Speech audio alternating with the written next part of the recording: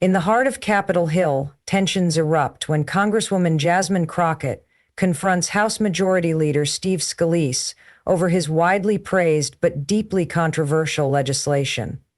What begins as a routine session explodes into a political firestorm, ending with shattered alliances, public outrage, and the dramatic unraveling of a career built on shaky promises. The atmosphere in the House chamber was charged with anticipation. All eyes had been on Majority Leader Steve Scalise, who had spent weeks promoting his One Big Beautiful Bill as the legislative miracle that would restore American greatness. With sweeping promises of economic reform, immigration control, and social restructuring, Scalise had carefully crafted an image of himself as a visionary, someone who could stitch together a fractured nation with the stroke of a pen. The media loved the tagline, and many lawmakers, eager for a win to take back to their districts, nodded along without reading too deeply. But Jasmine Crockett had read every word. She had pored over the bill night after night, dissecting each clause, each amendment, and each buried provision that others had glossed over. What she found was not a blueprint for progress, but a loaded weapon disguised as legislation. Behind the veneer of patriotism and reform were cuts to vital social services, sweeping expansions of federal surveillance, and economic provisions that would funnel even more resources to the wealthiest Americans, while leaving the working class suffocating under false promises. When she took the floor, Jasmine didn't come with rehearsed talking points or empty outrage. She came with receipts, with data, and with the stories of real people who would be affected by Scalise's so-called beautiful creation. She began not with a broadside attack, but with a question that disarmed the room. Who gets to define what's beautiful? Her voice was calm but heavy with meaning. She pointed out that beauty, in this context, was not about aesthetics. It was about power and who got to wield it. The bill, she argued, wasn't designed for the people watching from home or for the single mother balancing two jobs. It was designed for the boardrooms and billionaires who had helped fund its creation. Jasmine then turned to the bill's immigration clauses.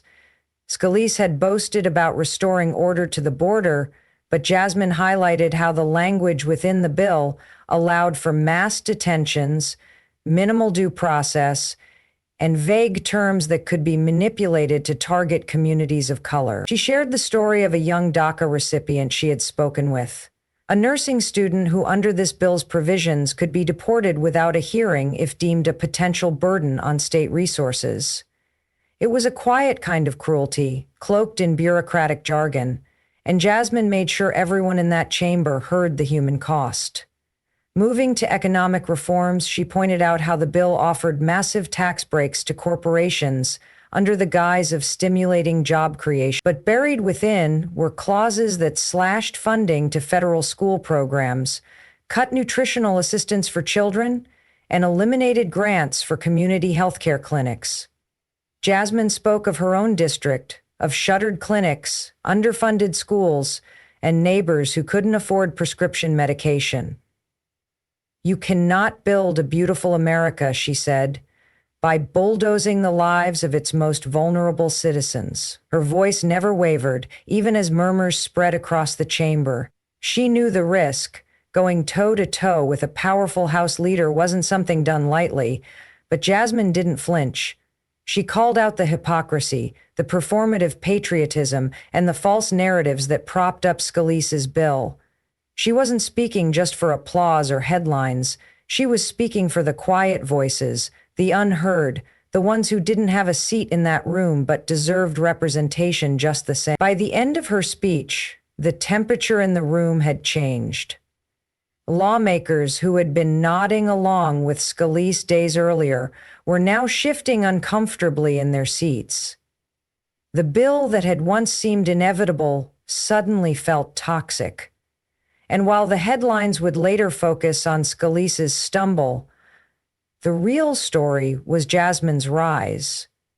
A moment when truth, courage, and clarity pierced through the noise. The confrontation doesn't just shake the House, it rewrites the rules of political accountability. What happened in that chamber wasn't just a clash of ideologies or parties. It was a moment when the script changed, when a junior congresswoman stood up not only to a powerful leader, but to an entire system that had become too comfortable with hollow gestures and performative politics.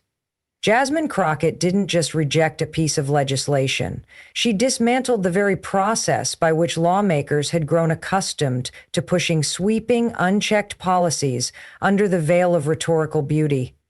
For years, political accountability in the House had operated more as a formality than a function. Bills were often passed on momentum, on alliances, and on clever branding, not on substance. Representatives relied heavily on party loyalty and lobbyist input.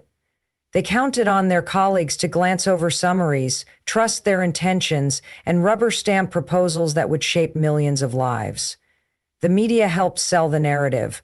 Supporters called it efficiency, critics called it dangerous, but it had become the norm. What Jasmine did on that day was expose the gap between intention and impact. She forced a pause in a system that rarely slowed down to ask, who is this really for? By challenging Scalise's bill with concrete evidence, raw emotion, and a fearless confrontation, she didn't just critique policy. She reminded every member in that room of their responsibility. She put faces and names to the consequences of rushed legislation. Her speech didn't rely on partisanship or sound bites. It relied on truth, and that truth landed like a hammer. Accountability in that moment was no longer just about casting a vote.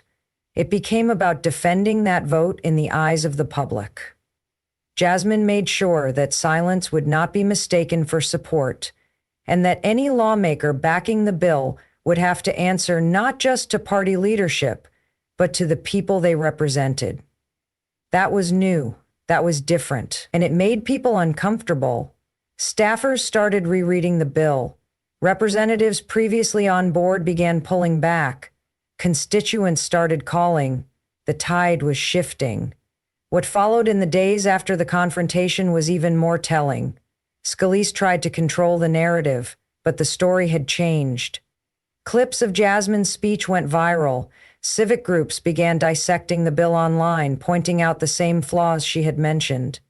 The press no longer asked about the bill's vision. They asked about its victims. Voters began demanding town halls. Petitions to stop the bill circulated. And inside the House, lawmakers who once operated on safe assumptions realized they were now being watched in a new way. The confrontation set a precedent that echoed beyond Capitol Hill. It reminded the nation that political theater is not governance. It demonstrated that real accountability means being willing to stand alone, to say what no one else will, and to confront power with truth, even when it's inconvenient. It was no longer enough to hide behind party lines or talking points. Lawmakers would now be expected to explain their votes, not just with pride, but with proof. In a system where power too often protects itself, Jasmine Crockett introduced a new standard, one where facts matter more than flair, where transparency defeats tradition, and where conscience finally takes its rightful place over careerism. She showed that the real strength of democracy doesn't lie in titles, but in the courage of those who dare to ask uncomfortable questions. That shift, once felt, cannot be undone.